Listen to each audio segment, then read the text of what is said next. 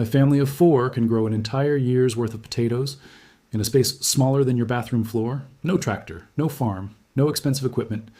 Just a forgotten method, one the Amish have used for over 200 years, that the modern agriculture industry has quietly, deliberately kept off your radar. 2 square feet, hundreds of pounds of food. Stay with me. Because what you're about to learn cannot be unlearned. This isn't some backyard gardening trick. The ancient Incas, the greatest agricultural civilization the Americas ever produced, mastered this exact technique over 7,000 years ago in the Andes Mountains. The University of Maine's Agricultural Research Center studied vertical potato cultivation and confirmed yields up to 10 times higher per square foot than traditional flat row farming.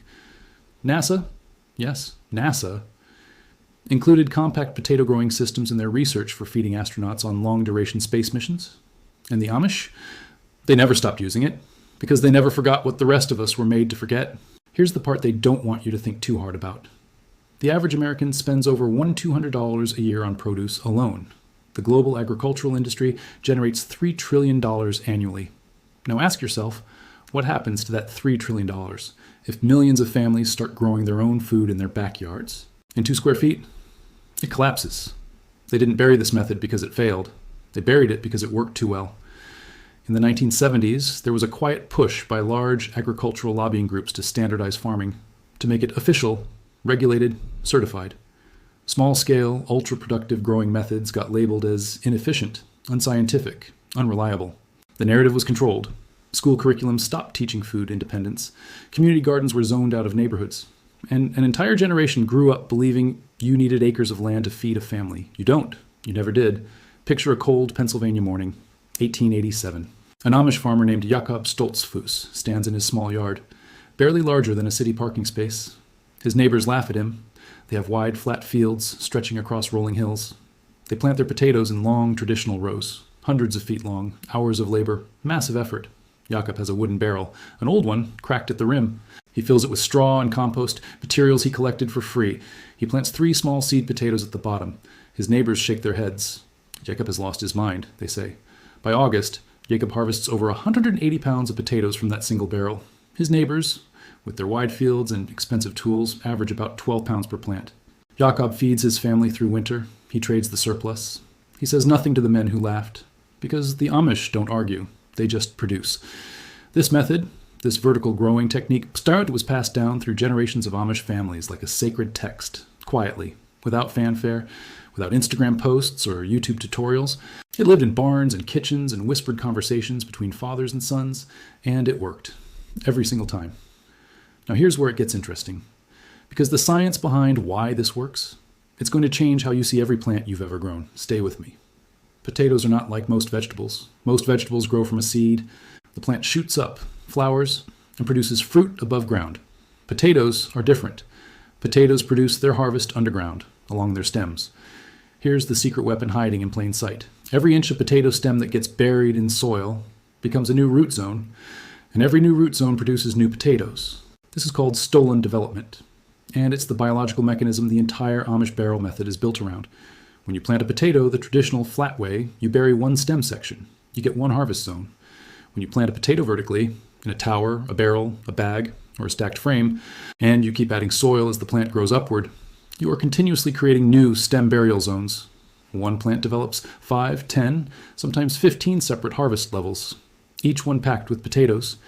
Imagine stacking 5 farm fields on top of each other in the space of a single barrel.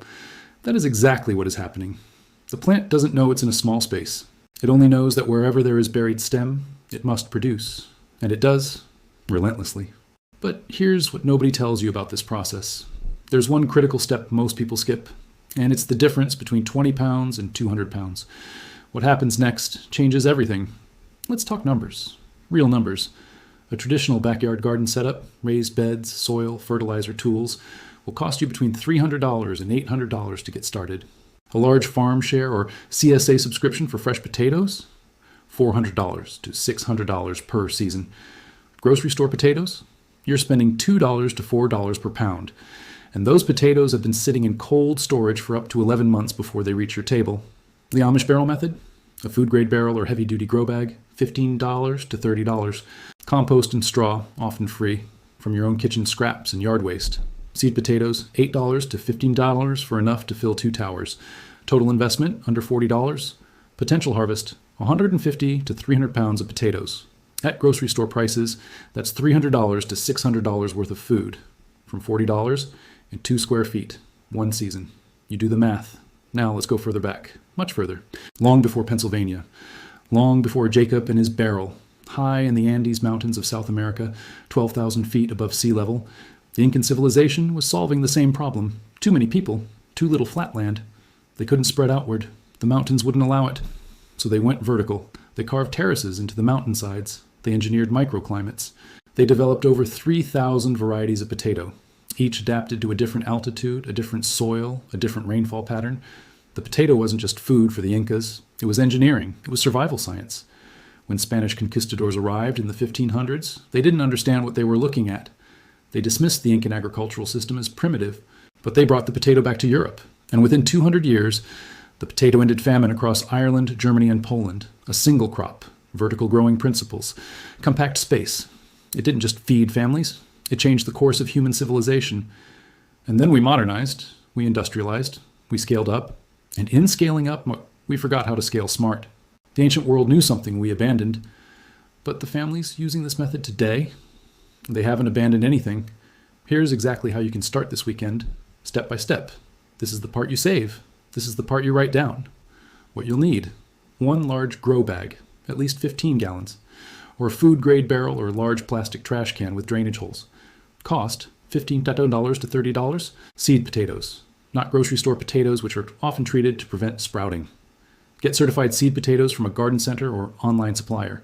Cost, $8 to $15. A growing medium, mix of compost, straw, and loose garden soil. Ratio, 50% compost, 30% straw, 20% soil. This keeps it light, airy, and allows stolons to spread freely. Step 1. Chit your potatoes. 2 weeks before planting, place your seed potatoes in a bright, cool location. Allow sprouts to develop, about ½ inch long. This is called chitting. It gives your plant a head start and dramatically increases yield. Most people skip this. Don't skip this. Step 2. Layer your base. Fill the bottom of your barrel or bag with 6 inches of your growing medium. Plant 2 to 3 seed potatoes, sprout side up near the center. Cover with another 4 inches of mix. Step 3. The critical practice, hilling. This is the step that separates a 20-pound harvest from a 200-pound one. As your potato plant grows, once stems reach about 6 to 8 inches above the soil, you add more growing medium to bury the lower portion of the stem.